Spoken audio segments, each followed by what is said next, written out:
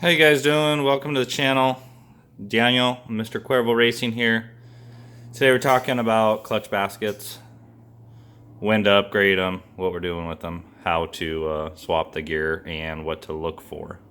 So, sorry I had a little break. I was sick for a while and had to catch up on work, so I haven't been able to make any videos. But back at it, doing well, and business is good. So, remember to like and subscribe if you haven't. Here we go. So, clutch baskets. In front of us, we have a few stock baskets, and we have a Hansen billet basket.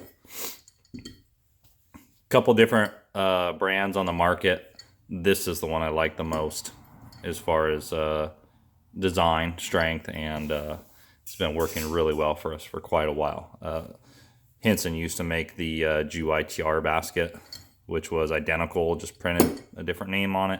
That one was cheaper, but no longer available. So now we're buying this H313 part number for the Raptor 700, and that does apply for the earlier YFZs as well. So why do you want to change clutch basket?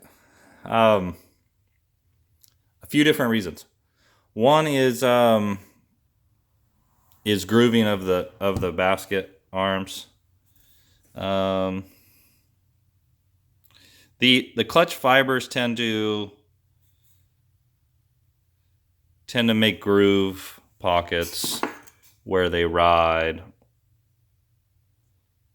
Kind of hard to see. These ones ain't so bad, but they groove these legs, and what happens with that is your clutch becomes very sticky, because under rotation the fibers want to fall back into the groove hole,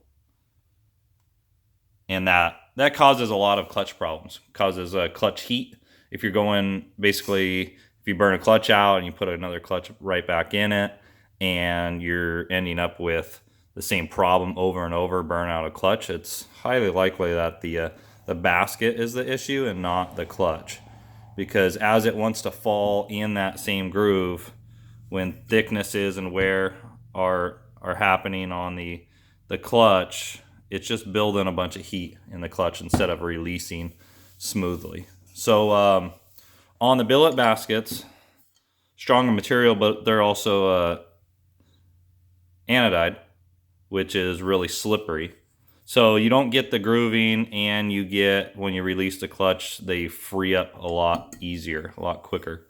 So you have better shifting, better clutch feel, and engagement. So these are well worth the money, even on a more stockish bike, lightly modified. It greatly helps clutch feel. So that's one of the reasons. The stock ones wear out, and change them because of that. Change them because of upgrade in clutch feel. But another issue, I don't have one here that's broken, but under power, basically we start getting into mid 80s up to 90 horsepower range, they like to form cracks right along this corner here, and this whole leg will break off. And when that happens, it destroys a lot of stuff inside the motor, makes a mess, and can get pretty bad pretty quick. So I have seen guys break these on stock motors. On the higher horsepower stuff, I highly recommend upgrading them once you get mid 80s, 90 horsepower for sure. That being said, yeah, there's probably somebody running around with a 100 horsepower motor with a stock basket in it. That's not a great idea, in my opinion, but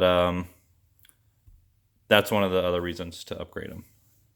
Now, besides the point of upgrading, the weight between the two is not really different. This cast is really light anyway, but you're just getting a lot more strength out of the billet. But another problem that we've ran into, and something you want to inspect, let's see if I can find it on here.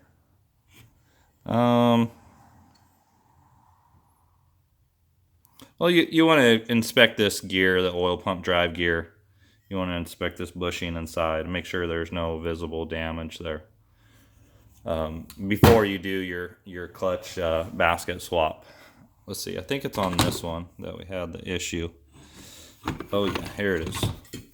So, see in this corner right by my thumb, that's a crack right there on this retaining plate. And there's another crack there.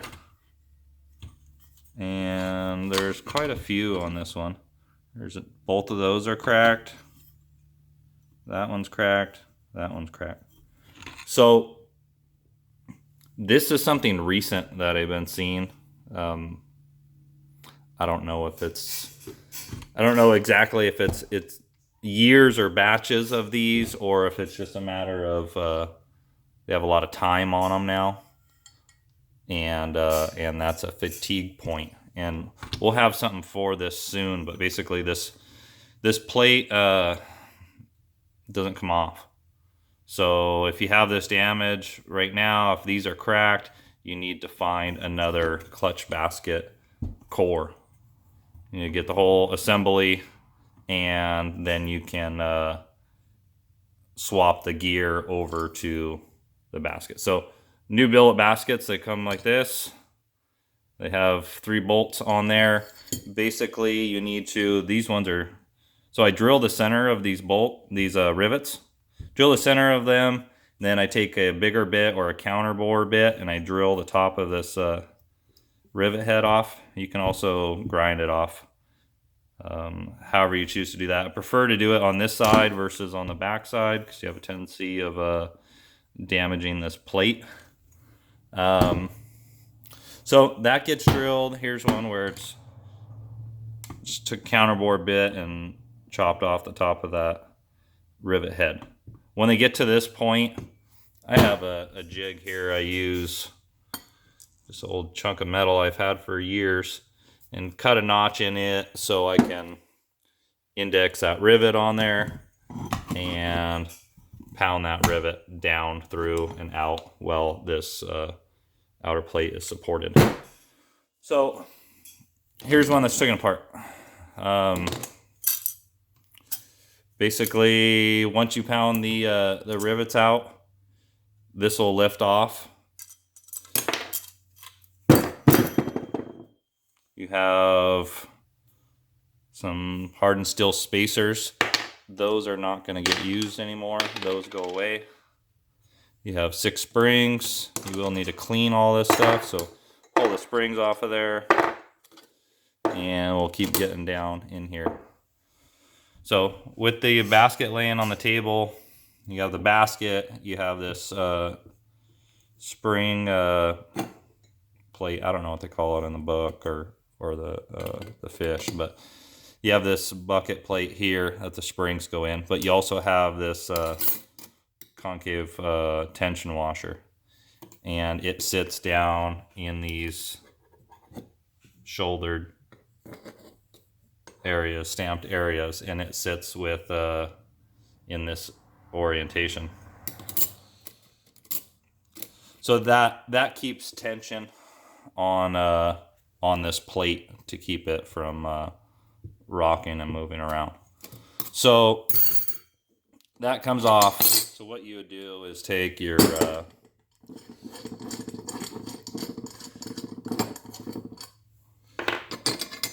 plate, put it in your new basket, put your springs in, put all your springs in, put your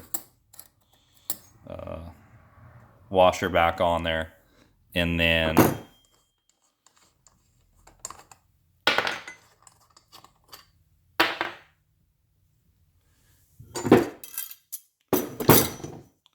put your gear back on. So you do need to line up the spring holes in it, and you would set it back on.